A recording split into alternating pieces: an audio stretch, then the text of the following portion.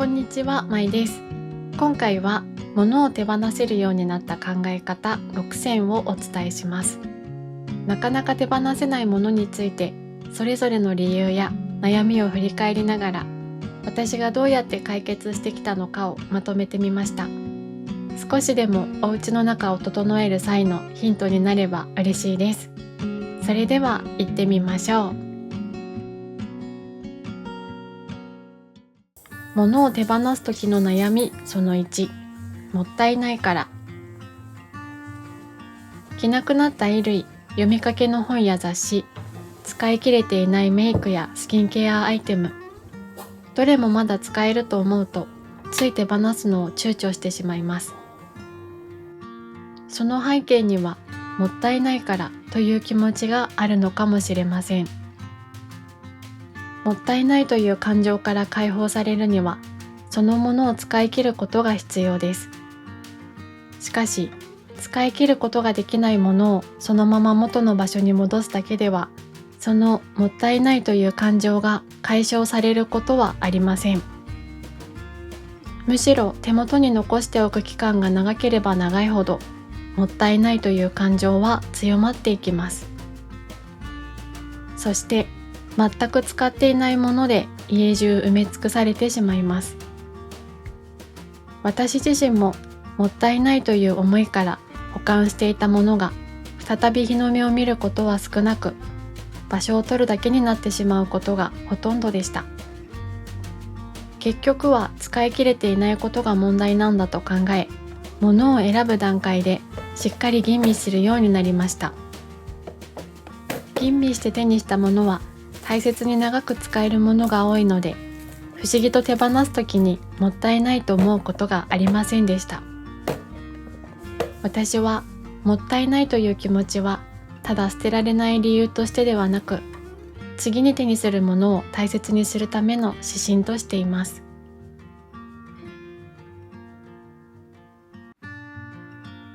物を手放すときの悩みその2、高かったから。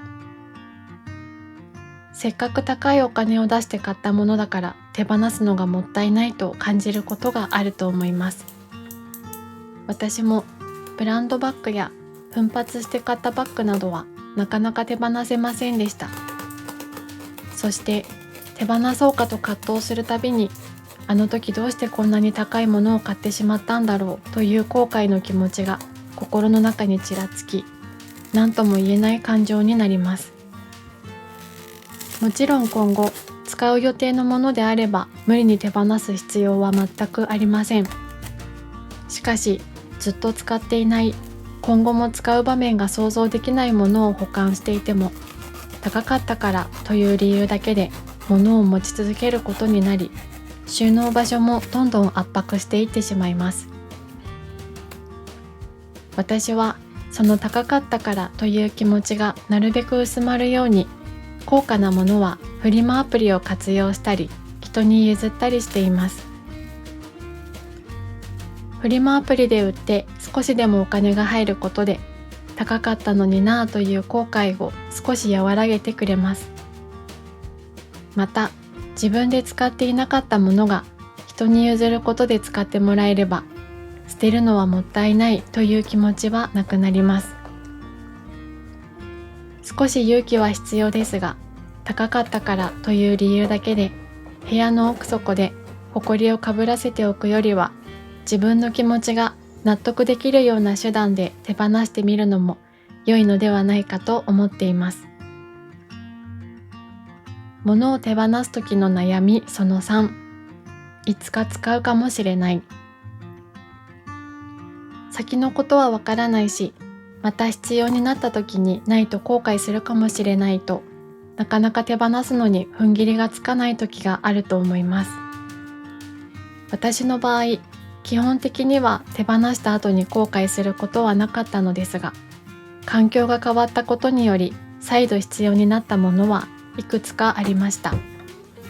ただ、どうせ必要になるんだからあの時保管しておけばよかったとは思わなかったのです。必要になることがあったと言っても、手放してすぐではなく、しばらく経ってからのことです。いつか使うかもしれない時のために保管していても、実際に必要になることは少ない上に、必要になるとしても数ヶ月後、数年先になるものを保管し、部屋を圧迫し続けることになってしまいます。布製のものはカビやダニ、ステンレスは錆びついたりと、普段から使わないものをきれいに保管するには定期的なメンテナンスが必要で、かなり手間がかかります。よほど高価なものであれば保管するのもわかりますが、使っていないボールペンや洗剤などの安価なものであれば、その万が一の必要になった時に再度購入した方がいいのではないかと私は考えています。それでも手放すのがなかなかできないという場合は、ボックスや大きな袋にまとめ、一旦掘り落とし、しばらく様子を見てみるのもありだと思います。私も一旦保留ボックスを使っていますが、いつか使うかもしれないと思っていたものでも、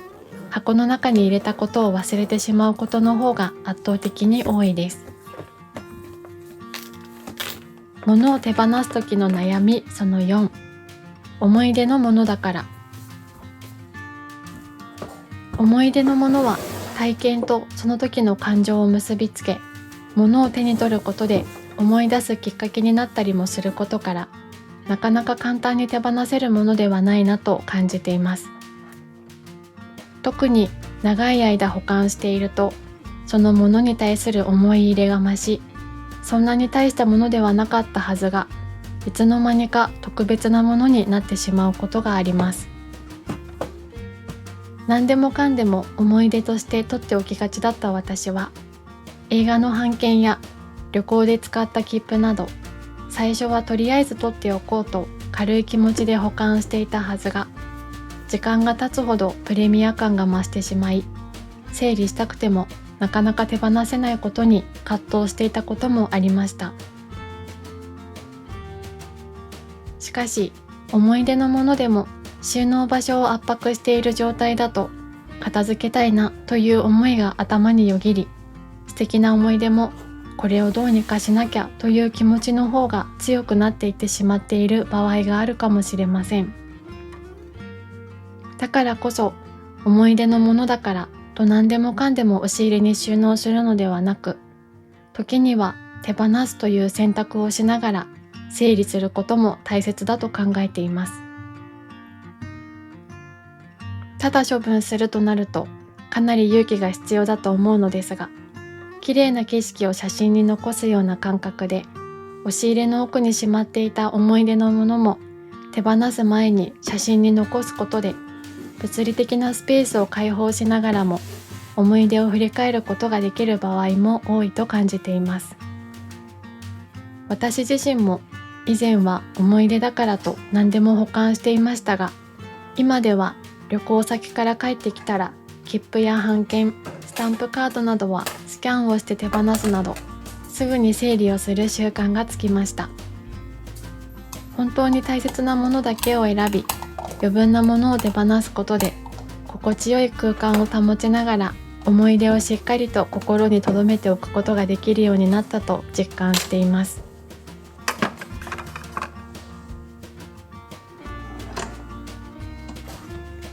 物を手放す時の悩みその5、いただき物だから。人からいただいたものを手放すのは、相手にも申し訳ないという思いと罪悪感で心苦しい気持ちになってしまうこともあるかと思います。食べ物や普段使うような消耗品であれば、暮らしの中で感謝をしながら消費することができますが、それがインテリア雑貨やアクセサリー、衣類など消費することができないようなものになると、そうはいきません。相手が自分のことを思ってわざわざ選んでくれたプレゼントを使わずに手放すのは、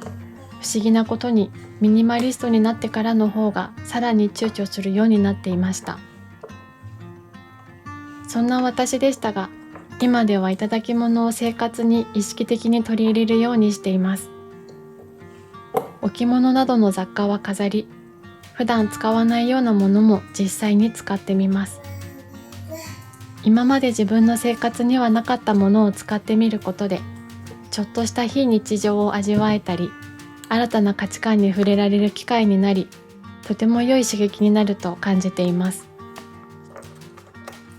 不思議なことに、あまり使わずに保管していた時よりも、いただいたものを生活の一部に取り入れ、使い切ってから手放すことで、相手への感謝の気持ちが以前よりも強くなりました。物を手放す時の悩みその6、めんどくさい。お部屋をすっきりさせたいという気持ちはあっても、実際に片付けようとすると腰が重くなり、整理するのがめんどくさいと感じることもあると思います。めんどくさいを紐解いていくと、どこから手をつければいいかわからない、全部を一気に片付けようとして膨大な作業に感じてしまっている、手を動かす前にここはどうしよう、あそこはどうしようと考えてしまい、頭がすでに疲れてしまっているという思いが億劫さを増強させていくのではないかと感じています。そんな時は手放す範囲を細分化することで負荷を少なくして取り掛かることがおすすめです。例えば、とりあえず小さな引き出し一つ分だけを整理すると決めて、その一箇所を確実にすっきりさせていきます。一気に100あるものをゼロにしようと頑張るよりは、小さくでも着実に片付けを進めていくことで、体力的にも気持ち的にも余裕を持って取り組むことができます。小さく繰り返していくことで、次第に物の総量も適量になり、どこから手をつければ膨大な作業だという気持ちも薄れ、整理するのがめんどくさいという気持ちも少しずつなくなっていくと思います。はい、以上が物を手放せるようになった考え方6選でした。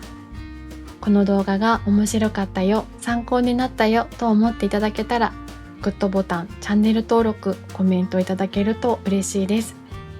最後までご視聴いただきありがとうございました。また次の動画でお会いしましょう。